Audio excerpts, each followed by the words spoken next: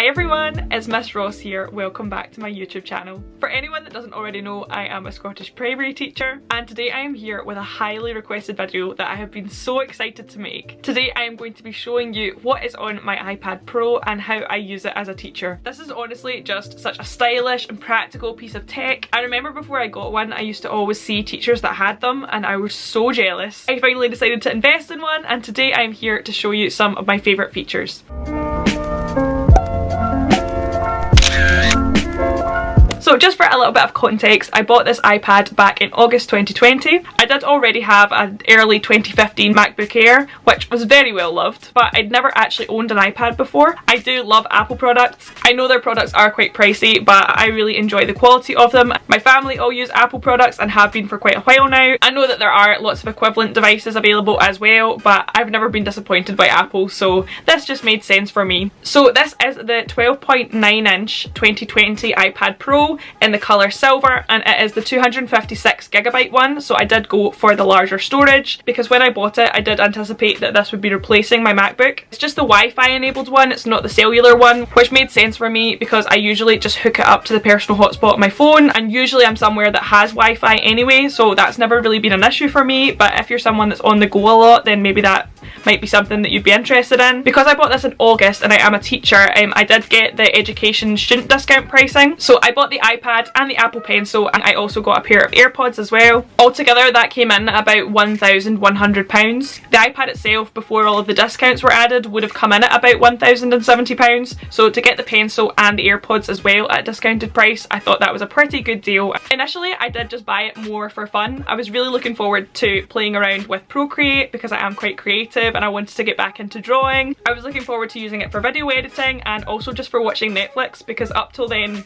I had been watching Netflix on my phone. Here is a little bit of a comparison of the two screens. I mean, the size of this thing, it is just massive. When I first bought it, I was terrified of taking it out of the box because I was so worried that I would drop it and crack the screen. It's just so stylish and fast. The screen is beautiful, so bright, and the colour and picture quality is excellent. It's also so lightweight. I can just slip it into my handbag to bring with me to work. Sometimes I'll actually hold it while I'm teaching. I can honestly say that this has replaced all of my trusty notepads. It's more efficient than my laptop. I really wish that I had purchased one of these while I was at university. If you are a student, then this is going to change the game. My sister has one as well and she has been using it for her studies, and I can definitely say that if I was a student at the moment and I was considering whether to buy an iPad or a laptop, I would definitely say that this is the way to go. Some of the good things about the iPad Pro, which you might not already know about it can be attached wirelessly to a keyboard or a Bluetooth mouse. Personally, my preferred method is to use the pencil. There's just something I really like about handwriting my notes using my iPad. I must admit it does take a little while to get used to. I know that some people buy the matte screen protectors for the iPad, which gives you a little bit more grip when you're writing, but I was very aware of the fact that that can slightly compromise the screen quality of the iPad, so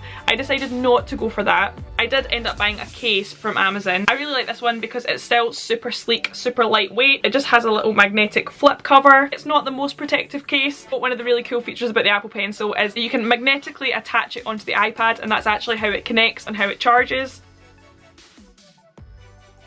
Ta-da! And the thing that I really liked about this case was the fact that there is a little slot for the pencil to fit in so that I keep them together when I'm not using it. I must admit I am terrible for leaving this lying around. I always like to have like a pen or a pencil in my hand, and this would be a pretty expensive pencil to leave lying around. It does come in at about £120. I purchased some nibs for the end of the pencil just to go on the tip of it so that I get a little bit more grip when I'm writing, and also just to prevent any damage to the end of the pencil itself when I'm leaning on my iPad screen. It increases the friction a little bit, which makes it easier to write. It can be a little bit slidey and glassy feeling when you're trying to write with the pencil directly onto the glass iPad screen. Other things that you might be wondering about the iPad, which I was wondering about when I first bought it, it has its own charger that is slightly different than the standard Apple Lightning port charger, so that's something just to be aware of. There's not actually a USB slot on the iPad, it's too thin for that, but you can buy a little USB adapter which just plugs in to the charging port of the iPad, and you can plug in a pen drive or a hard drive if you want to store any of your files on there. And I know there's lots of other types of adapters that you can buy as well if you're wanting to plug in more than one device into your iPad. Now that I think I've talked you through most of the kind of physical aspects of the iPad, I'm going to show you the different apps and features that I like to use when I'm using it for work. Okay, I'm just going to go into voiceover mode now. Here is my iPad home screen. Sorry that the background is a little bit boring, but these are all of my apps and how I like to organise them. I like to have everything on the one page. I don't like to have to scroll through pages and pages of apps, so I have collected them into lots of little groups. I'm just going to very quickly show you my widgets before I get into all of the other apps that I use. Widgets are so handy.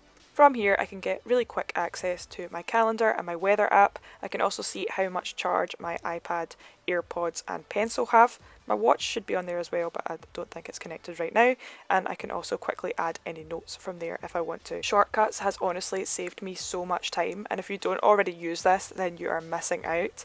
The shortcut that I have here on my iPad is just to connect my AirPods without having to go into the Bluetooth menu. When you have a few different devices this can be a bit of a hassle, so that has been great. I tend to use shortcuts more on my phone, and that's for maybe another video.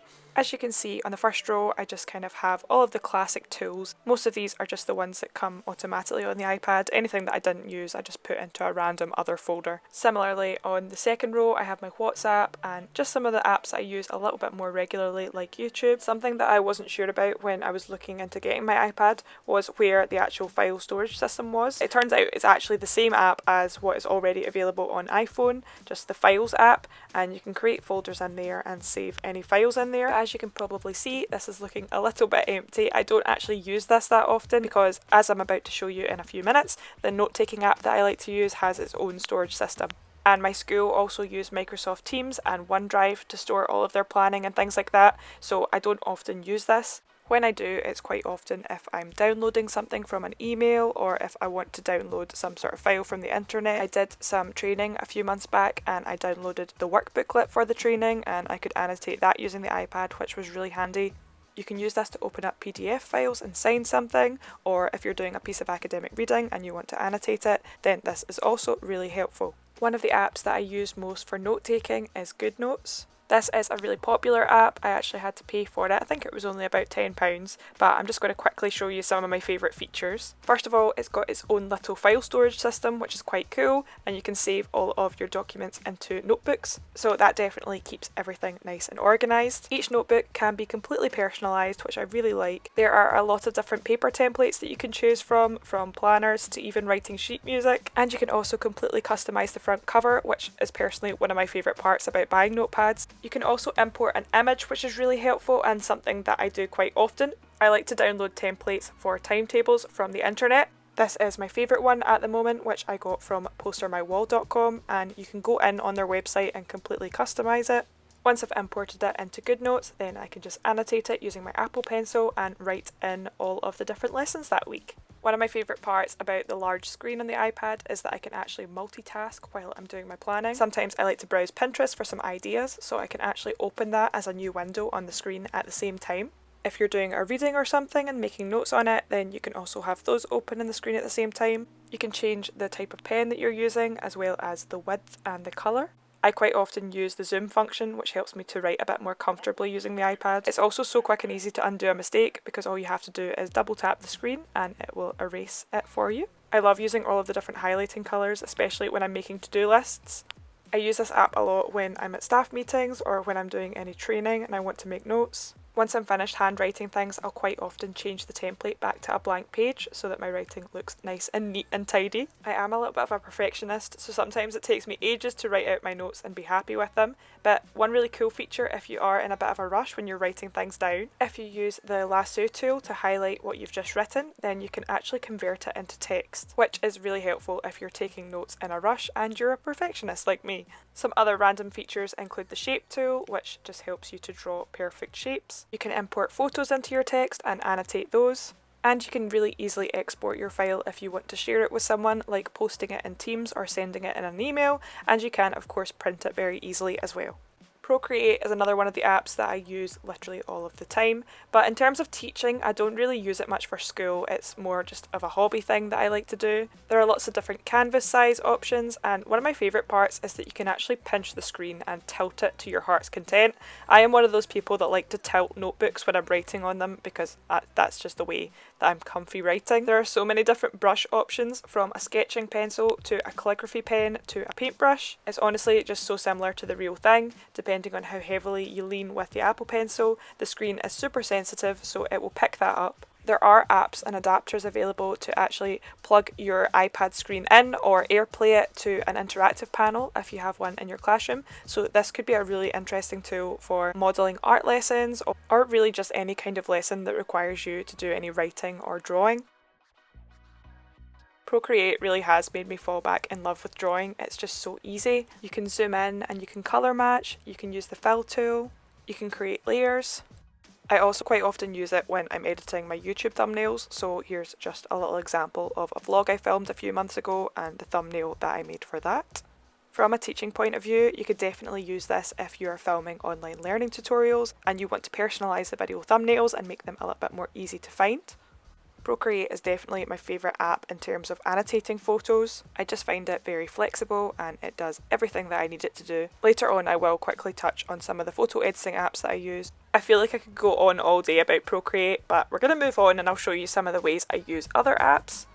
This is just the Canon Camera Connect app. This just lets me send any footage that I've taken on my camera straight onto my iPad without having to plug it in. I also have a school folder where I keep any of the apps that I like to use for school related things. Even though it's in there, I don't tend to use Numbers, Keynote or Pages that often. They are the Apple toolkit because Word and PowerPoint are fully compatible with the iPad. Book Creator is a really fun and kid-friendly app that allows you to make a little digital book that can be flicked through. If you don't already have a scanner at home, then SwiftScan is a really helpful app for taking high quality photos of any documents that you might want to send as an email attachment. I also quite often use this if I want to take a photo of worksheets.